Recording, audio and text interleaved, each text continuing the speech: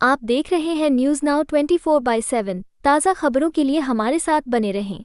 धन्ना भगत जयंती के पावन अवसर पर हरियाणा के मुख्यमंत्री नायब सिंह सैनी ने प्रदेशवासियों को संबोधित किया। यह भाषण केवल श्रद्धांजलि नहीं था, बल्कि सरकार की कल्याणकारी योजनाओं और सामाजिक सुधारों का एक खाका भी था, जो संत धन्ना भगत की शिक्षाओं से प्रेरित हैं। मुख्यमंत्री ने एक ऐतिहासिक निर्णय की घोषणा की, जिसके तहत वर्षों से पंचायत भूमि पर बसे लोगों को मालिकाना हक देने की पहल की गई है। ऐसे परिवारों को 500 वर्ग गज का प्लॉट 2004 के कलेक्टर रेट पर दिया जाएगा, जिससे वे कानूनी रूप से सुरक्षित हो सकें। ये फैसला उन गरीब परिवारों को राहत देगा जो लंबे समय से लिटिगेशन में फंसे हुए थे। मुख्यमंत्री ने बताया कि प्रधानमंत्री गरीब कल्याण अन्न योजना को 2028 तक बढ़ा दिया गया है। इस योजना के अंतर्गत बीपीएल में रहने वाले परिवारों को मुफ्त राशन दिया जाएगा। मुख्यमंत्री ने गौ रक्षा और नशा मुक्ति पर जोर देते हुए बताया कि हरियाणा में गौ संवर्धन अधिनियम 2015 को लागू किया गया है। साथ ही राज्य भर में नशा मुक्ति अभियान भी चलाया जा रहा है। इस अभियान को जन जन तक पहुंचाने के लिए साइक्लोथॉन यात्रा का आयोजन किया जा रहा है। उन्होंने प्रदेशवासियों से आह्वान किया कि वे इस सामाजिक आंदोलन में भाग लें। सरकार ने मानस पोर्टल भी शुरू किया है, जहां लोग अपने क्षेत्र में नशे से जुड़ी गतिविधियों की सूचना दे सकते हैं, ताकि त्वरित कार्रवाई की जा सके।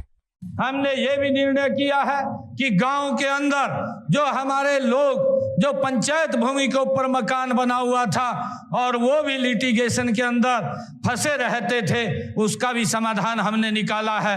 हमने ऐसे लोगों को 500 वर्ग गज का प्लाट दे करके 2004 का कलेक्टर रेट उनसे लेकर के उनको भी मालिकाना हक देने का काम ये हमारी सरकार ने किया है। आदरणीय धन्ना भगत जी ने भूखे को भोजन देने का जो संदेश दिया है, उसे अपनाते हुए देश के यशस्वी प्रधानमंत्री आदरणीय नरेंद्र मोदी जी ने जो प्रधानमंत्री गरीब कल्याण अन्न योजना के तहत 2028 तक जो बीपीएल परिवार हैं उनको मुफ्त में राशन देने का निर्णय हमारी सरकार ने किया है।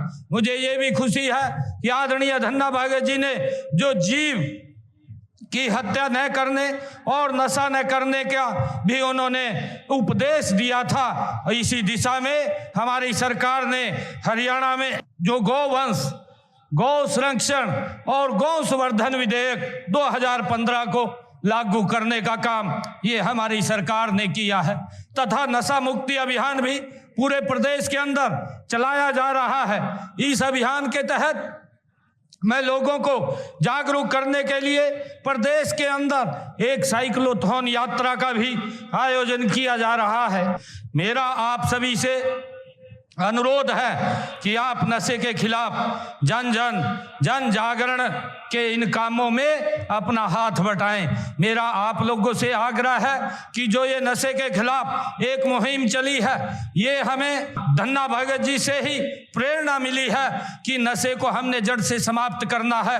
और ये नशा जड़ से तब समाप्त हो सकता है जब इसके अंदर पूर्ण रूप से समाज इसमें आकर के अपनी भागीदारी आयोजित करेगा।